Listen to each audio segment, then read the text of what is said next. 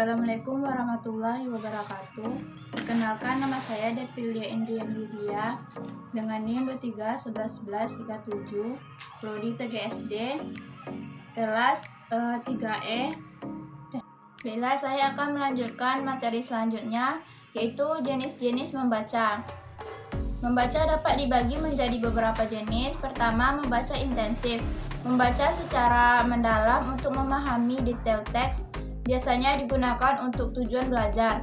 Yang kedua, membaca ekstensif.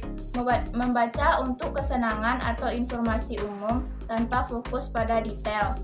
Yang ketiga, membaca kritis. Membaca dengan analisis dan evaluasi terhadap isi bacaan. Yang keempat, membaca cepat. Membaca untuk menangkap poin utama dengan kecepatan tinggi seperti skimming dan scanning. Yang kelima, membaca pemahaman. Membaca dengan fokus untuk memahami makna dan konteks teks. Selanjutnya, strategi membaca. Pertama, strategi bawah atas atau bottom up. Ini dimulai dari komponen dasar seperti mengenal huruf, kata, dan kalimat sebelum memahami makna keseluruhan. Yang kedua, strategi atas bawah atau top down. Membaca dimulai dari memahami makna umum teks lalu mempelajari detailnya. Yang ketiga, strategi campuran. Menggabungkan pendekatan bawah atas dan atas bawah untuk mendapatkan pemahaman yang menyeluruh. Yang keempat, strategi interaktif. Mengintegrasikan pengalaman, latar belakang pembaca, dan informasi dari teks. Yang kelima, KWL atau Know What Learn. Mengidentifikasi apa yang diketahui atau K, apa yang diketahui atau W, dan apa yang dipelajari atau L setelah membaca. Yang keenam, DRA atau Directed Reading Activity.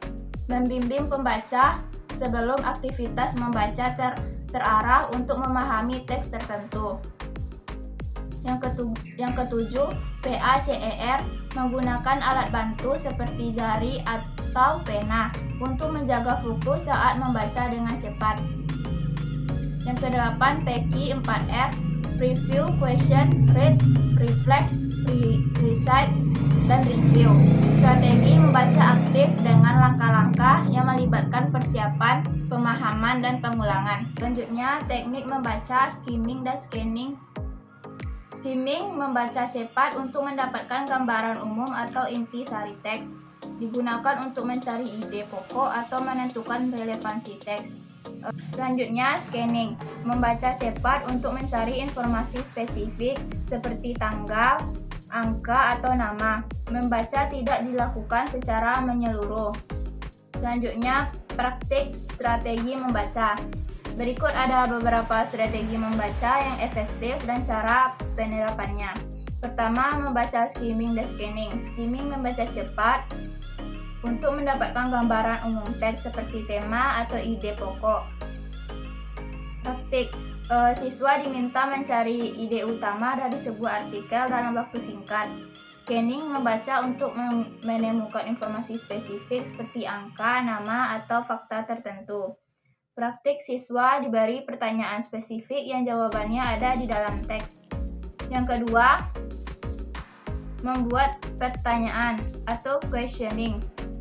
Tujuan, mendorong siswa berpikir kritis sebelum, selama, dan setelah membaca. Praktik, sebelum membaca, siswa membuat daftar pertanyaan berdasarkan judul dan subjudul. Yang ketiga, menggunakan grafik atau diagram.